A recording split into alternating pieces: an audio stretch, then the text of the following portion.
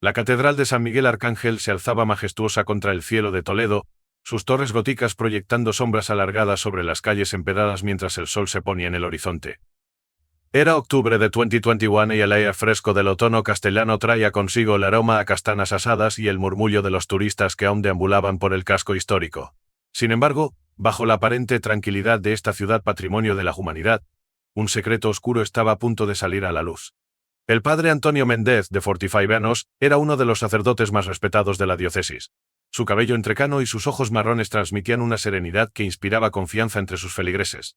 Llevaba más de 15 años oficiando en la catedral, y su dedicación a la comunidad era legendaria.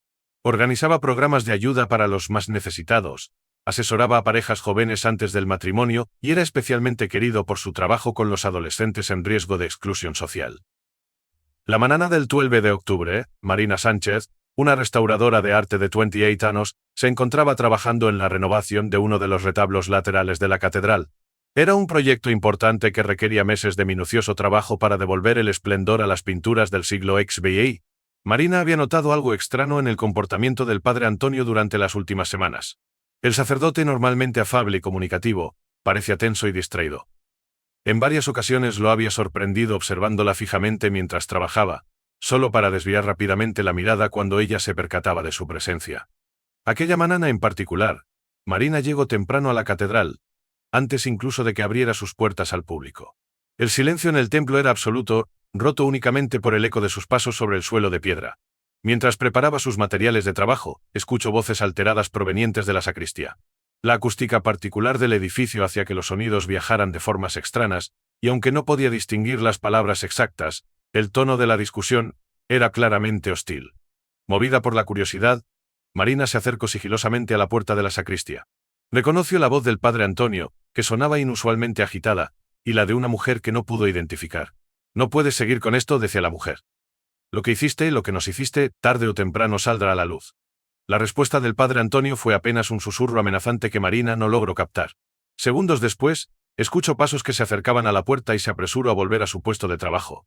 El sacerdote emergió de la sacristía con el rostro enrojecido y los puños apretados, una imagen que contrastaba dramáticamente con su habitual compostura. No pareció notar la presencia de Marina mientras atravesaba la nave central a paso rápido. La mujer salió minutos después. Era una figura menuda de unos 40 años que Marina nunca había visto antes. Llevaba un abrigo oscuro y caminaba con la cabeza gacha como si quisiera evitar ser reconocida. Antes de salir de la catedral, la mujer se detuvo brevemente frente a la imagen de la Virgen, se persignó con manos temblorosas y desapareció por la puerta principal. El incidente dejó a Marina inquieta. Durante los días siguientes, notó un cambio aún más marcado en el comportamiento del padre Antonio. El sacerdote comenzó a pasar largas horas encerrado en su despacho, y cuando oficiaba las misas, su voz sonaba mecánica, desprovista de la calidez que lo caracterizaba. También empezó a recibir llamadas que atendía en susurros, alejándose de cualquier persona que pudiera escucharlo. Una semana después del encuentro en la sacristía, Marina se encontraba trabajando hasta tarde en el retablo. El sol ya se había puesto, y las sombras se alargaban en el interior de la catedral, creando formas fantasmagóricas en las paredes. El padre Antonio se acercó a ella, aparentemente para interesarse por el progreso de la restauración. Sin embargo, había algo perturbador en su mirada. «Marina», dijo con voz suave, «¿cuánto tiempo más crees que te llevará a terminar el trabajo?» La pregunta parecía casual, pero había un subtexto que la hizo sentir incómoda. «Probablemente un par de meses más», respondió ella, concentrándose en su trabajo para evitar su mirada. «Las capas de pintura son muy delicadas, y hay que tener mucho cuidado para no dañarlas». El sacerdote permaneció en silencio durante un momento que pareció eterno. «Sabes, Marina», continuó finalmente, «la restauración es un trabajo fascinante. Devolver las cosas a su estado original, borrar las marcas del tiempo. Pero hay cosas que es mejor dejar enterradas en el pasado. ¿No crees?» La forma en que pronunció estas últimas palabras hizo que un escalofrío recorriera la espalda de Marina. Antes de que pudiera responder, el sacerdote se alejó, sus pasos resonando en la piedra mientras las sombras lo engullían. Esa noche, mientras guardaba sus materiales, Marina encontró un papel doblado que alguien había deslizado entre sus cosas. Era una nota escrita a mano con letra temblorosa: «Si estás leyendo esto, es porque ya no estoy. El padre Antonio no es quien todos creen. Busca en el archivo parroquial, casos de 1998 a 2000. No confíes en nadie, Laura Velasco». Marina pasó toda la noche en vela debatiéndose entre el miedo y la curiosidad. La nota de Laura Lasco, que ahora reconocía como la mujer de la sacristía, había despertado en ella una inquietud que no podía ignorar. A la mañana siguiente, con ojeras marcadas y el pulso acelerado, llegó a la catedral más temprano de lo habitual.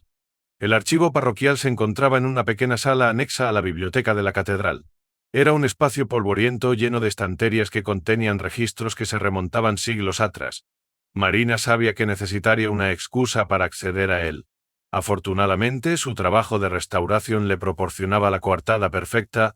Alegó necesitar consultar documentos históricos sobre el retablo. Mientras revisaba los archivos de finales de los años 90, un patrón comenzó a emerger. Entre 1998 y 2000, 4 adolescentes que participaban en programas juveniles de la iglesia habían desaparecido de forma repentina. Los casos aparecían documentados de manera escueta en los registros parroquiales. Todas eran chicas de entre 14 y 16 años, provenientes de familias desestructuradas. En cada caso, la explicación oficial era que habían abandonado sus hogares voluntariamente. Lo más inquietante era que el padre Antonio, entonces un joven sacerdote recién ordenado, aparecía mencionado en todos los informes como responsable de los grupos juveniles a los que pertenecían las chicas.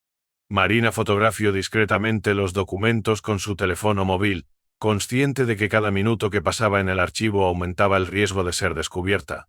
Esa misma tarde, mientras trabajaba en el retablo, Marina notó que el padre Antonio la observaba desde la distancia con una intensidad perturbadora. Cuando sus miradas se cruzaron, el sacerdote esbozó una sonrisa que no llegó a sus ojos. Marina, la llamó mientras se acercaba. ¿Has encontrado algo interesante en tus investigaciones históricas? El tono aparentemente casual de la pregunta ocultaba una amenaza velada que Marina captó al instante. Solo algunos detalles sobre las técnicas pictóricas de la época, respondió, intentando que su voz no traicionara su nerviosismo. El padre Antonio asintió lentamente, sin dejar de sonreír.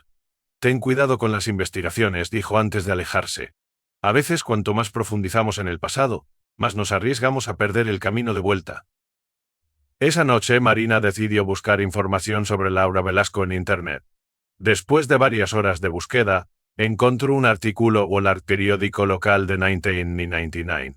Laura había sido profesora de música en un colegio cercano a la catedral y voluntaria en los programas juveniles de la iglesia. El artículo mencionaba que había abandonado repentinamente su puesto tras sufrir lo que se describió como una crisis nerviosa. Marina logró localizar a Laura a través de redes sociales y concertó un encuentro en una cafetería alejada del centro histórico. Sin embargo, cuando llegó a la cita al día siguiente, encontró la mesa vacía. Después de esperar durante una hora, recibió un mensaje de texto desde un número desconocido. No es seguro. Él lo sabe. Ten cuidado con el sótano de la casa parroquial. Intranquila, Marina decidió compartir sus descubrimientos con alguien de confianza. Contactó con su amiga Elena Torres, periodista del diario local, y le envió copias de los documentos que había fotografiado. Si algo me sucede, le dijo, investiga al padre Antonio Méndez y los casos de desapariciones entre 1998 y 2000. Los días siguientes fueron una tortura de nervios y paranoia. Marina sentía constantemente ojos invisibles observándola mientras trabajaba. El padre Antonio aparecía en los momentos más inesperados, siempre con preguntas aparentemente inocentes sobre su trabajo. Una tarde, mientras recogía sus materiales, encontró una antigua fotografía entre sus cosas. Mostraba a un grupo de adolescentes sonrientes junto al padre Antonio, mucho más joven. En el reverso, alguien había escrito Grupo Juvenil, verano 1999. Marina reconoció a una de las chicas como una de las desaparecidas. La situación llegó a un punto crítico cuando una noche, Marina escuchó ruidos provenientes del sótano de la casa parroquial mientras trabajaba hasta tarde. La curiosidad pudo más que el miedo, y siguiendo las indicaciones del mensaje de Laura, se acercó sigilosamente a investigar. La puerta del sótano estaba entreabierta, y una luz tenue se filtraba por la rendija. Conteniendo la respiración, Marina se asomó por la abertura. Lo que vio la dejó helada. El padre Antonio estaba arrodillado en el suelo, removiendo lo que parecían ser losas sueltas. A su lado había una caja metálica abierta que contenía lo que parecían ser fotografías y pequeños objetos personales. El sacerdote murmuraba algo ininteligible mientras trabajaba frenéticamente. De repente, un crujido bajo los pies de Marina la delató. El padre Antonio se giró bruscamente y sus ojos, iluminados por la débil luz del sótano, brillaron con una mezcla de furia y pánico. Marina no esperó a ver su reacción, dio media vuelta y corrió hacia la salida de la catedral, con el sonido de pasos pesados persiguiéndola. Logró llegar a su coche y conducir hasta su casa, donde pasó la noche en vela, saltando ante cualquier ruido.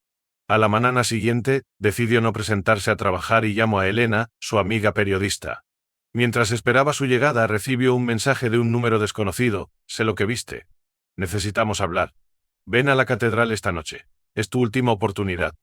Elena llegó poco después, y Marina le contó todo lo que había descubierto. La periodista escuchó con atención creciente, tomando notas detalladas. Esto es más grande de lo que pensábamos, dijo finalmente. He estado investigando por mi cuenta desde que me enviaste los documentos. ¿Sabías que antes de llegar a Toledo, el padre Antonio estuvo en una parroquia de Salamanca? Allí también hubo casos similares de desapariciones. Mientras hablaban, el teléfono de Marina sonó. Era Laura Velasco. Su voz sonaba temblorosa pero decidida. He visto las noticias. Han encontrado el cuerpo de una de las chicas durante unas obras en Salamanca. Ya no puedo callar más. Tengo pruebas, documentos que guardé todos estos años. El padre Antonio él las manipulaba psicológicamente. Les hacía creer que tenían vocación religiosa, que debían alejarse de sus familias.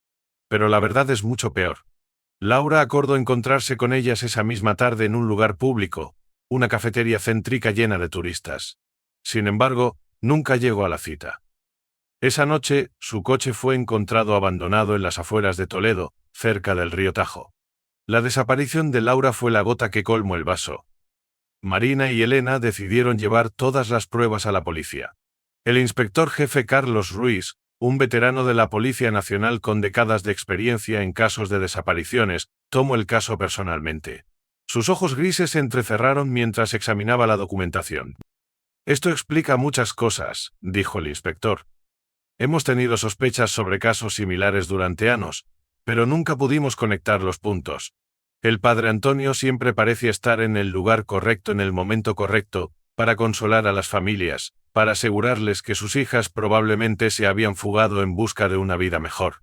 La investigación se aceleró cuando la policía científica comenzó a examinar el sótano de la casa parroquial.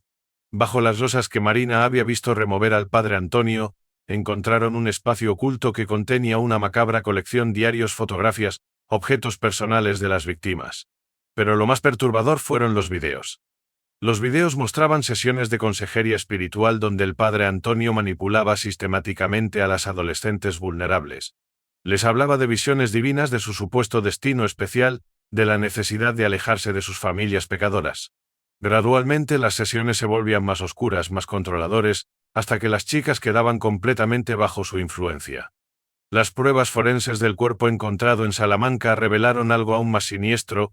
La víctima había muerto por asfixia, y las marcas en su cuerpo indicaban que había sido sometida a algún tipo de ritual antes de su muerte. El ADN encontrado en la escena coincidía con el del padre Antonio. Mientras la investigación avanzaba, Laura Velasco seguía desaparecida. La policía organizó una búsqueda exhaustiva en las orillas del Tajo y los alrededores de Toledo. El inspector Ruiz temía que el padre Antonio hubiera decidido silenciarla definitivamente al ver que su pasado estaba a punto de ser descubierto. El análisis de los registros telefónicos del sacerdote reveló una llamada a Laura la noche de su desaparición. La señal se había activado por última vez, cerca de una antigua ermita abandonada en las afueras de la ciudad. Cuando la policía registró el lugar, encontraron signos de lucha reciente y manchas de sangre que posteriormente se confirmaría que pertenecían a Laura. El padre Antonio fue detenido mientras intentaba oficiar misa en la catedral. La imagen del sacerdote siendo esposado frente al altar mayor causó conmoción en toda España. Los medios de comunicación nacionales se volcaron en el caso, desenterrando más detalles oscuros del pasado del religioso. Durante los interrogatorios, el sacerdote mantuvo inicialmente su fachada de serenidad, negando todas las acusaciones. Sin embargo, cuando los investigadores le mostraron las pruebas forenses y los videos encontrados en el sótano, su máscara comenzó a resquebrajarse. «No lo entendéis», dijo finalmente, con una sonrisa perturbadora. Ellas eran especiales. Tenían que ser purificadas. Este mundo corrupto las habría destruido. Yo las salvé. Las eleve a un plano superior de existencia. La confesión que siguió dejó helados incluso a los investigadores más experimentados. El padre Antonio había desarrollado una retorcida teología personal que mezclaba elementos del catolicismo tradicional con rituales oscuros de su propia invención. Creía que ciertas almas elegidas debían ser liberadas de sus ataduras terrenales mediante un proceso de manipulación psicológica seguido de muerte ritual. Laura Velasco había sido una de sus primeras víctimas en 1999, pero a diferencia de las otras, había sobrevivido. El trauma la había llevado a un colapso nervioso y años de terapia. Cuando reconoció al padre Antonio en las noticias, ejerciendo ahora en la Catedral de Toledo, supo que tenía que hacer algo para detenerlo. El cuerpo de Laura fue finalmente encontrado en una fosa poco profunda cerca de la ermita abandonada. La autopsia reveló que había muerto por estrangulamiento, pero no antes de dejar rastros de ADN del padre Antonio bajo sus uñas, producto de su última lucha por la vida. El juicio se celebró un año después, captando la atención nacional. Marina testificó sobre sus descubrimientos en la catedral, y Elena aportó su investigación periodística. Antiguos feligreses de Salamanca se presentaron para contar historias similares de jóvenes desaparecidas. Los diarios y videos encontrados en el sótano proporcionaron evidencia irrefutable de los crímenes del sacerdote. Los peritos psiquiátricos diagnosticaron al padre Antonio con trastorno de personalidad narcisista y tendencias psicopáticas, aunque lo declararon plenamente consciente de sus actos. Durante todo el proceso, el sacerdote mantuvo una actitud de superioridad moral, insistiendo en que sus acciones habían sido guiadas por una misión divina. La sentencia llegó el 15 de marzo de 2023. El juez, tras escuchar todas las evidencias y testimonios, condenó al padre Antonio Méndez a prisión permanente revisable, la pena máxima en el sistema judicial español, por 5 asesinatos en primer grado, múltiples cargos de abuso psicológico y la manipulación de menores vulnerables. El tribunal destacó la especial gravedad de los delitos dado su carácter serial y el abuso de su posición de autoridad religiosa. El caso provocó una profunda reflexión en la Iglesia Católica Española sobre los protocolos de selección y supervisión de sacerdotes, así como sobre la necesidad de mayor transparencia en el manejo de denuncias de conducta inapropiada. La Diócesis de Toledo establece un fondo de ayuda para las familias de las víctimas y un programa de apoyo psicológico para los afectados por los crímenes del padre Antonio. Marina, quien había iniciado involuntariamente la investigación que llevó a la captura del asesino, dejó su trabajo como restauradora y se dedica ahora a colaborar con organizaciones que ayudan a víctimas de abuso religioso. La historia del padre Antonio Méndez se convirtió en un recordatorio sombrío de cómo el poder y la autoridad moral pueden ser utilizados como herramientas de manipulación y destrucción cuando caen en manos equivocadas.